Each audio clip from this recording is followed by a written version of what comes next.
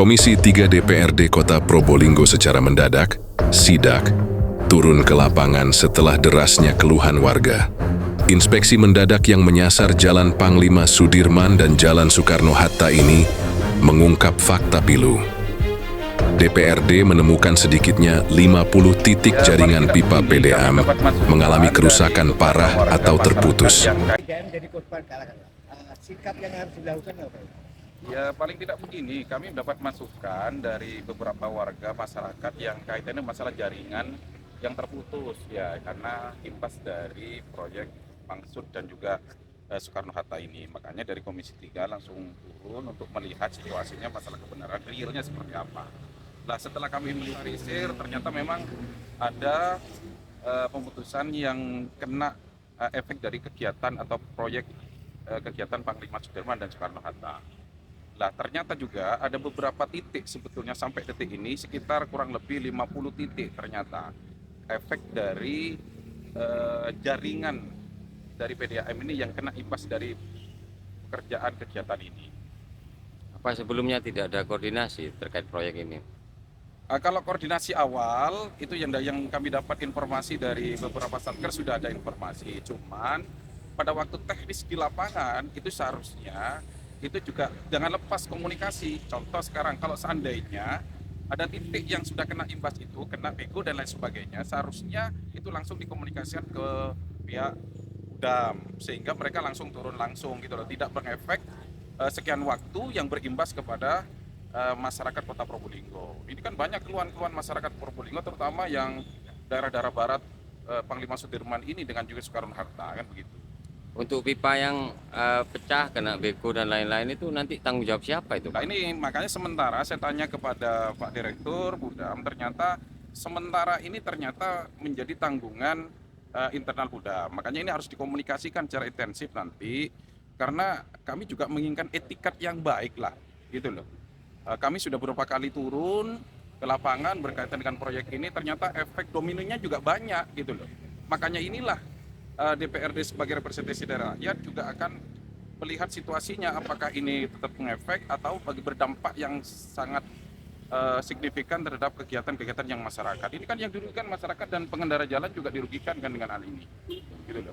Makanya nanti kita suatu saat nanti ini sudah kita jadwal untuk mengundang pihak pelaksana dan juga OPD terkait. Karena kegiatan ini ternyata tidak begitu terkoordinasi dengan efektif dan proporsional. Hanya efek-efek domino yang ditimbulkan dari kegiatan ini. Di luar itu ya Pak ya, kemarin kan ada temuan katanya, cover yang tidak layak itu. Makanya ini menjadi satu kesatuan yang utuh nanti.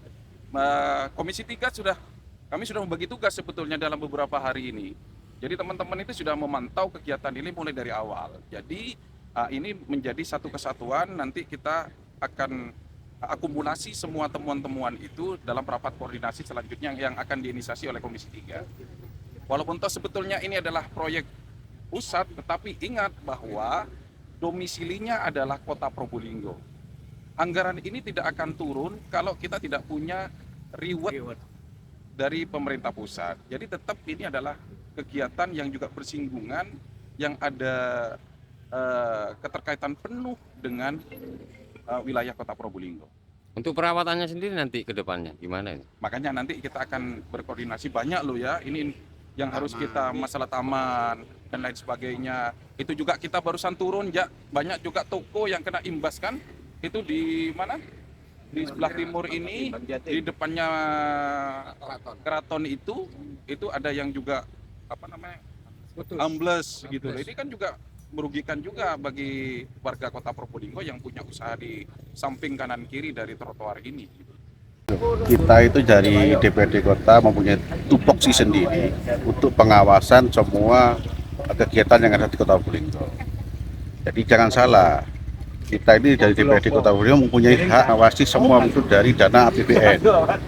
Kita sudah, pimpinan sama anggota sudah merembukkan itu, kita akan melayangkan surat kalau memang ada pembiaran dari BPOM sama pihak ketiganya, karena memang kita tidak bisa menegur atau mengarahkan, kita hanya memberikan saran. Kalau memang saran dari Komisi 3 tidak diindahkan, kita akan mengirim surat ke Kementerian PUPR sebagai penanggung jawab penuh yang di atas. Insya Allah dalam minggu ini surat itu sudah kita buat, kita kirimkan, nanti kita akan difasilitasi oleh Komisi 5 DPR RI. Karena memang untuk anggaran ini memang APBN, kita hanya mengawasi dan memberikan saran kepada pihak ketiga dan PBPOM yang ada di lapangan.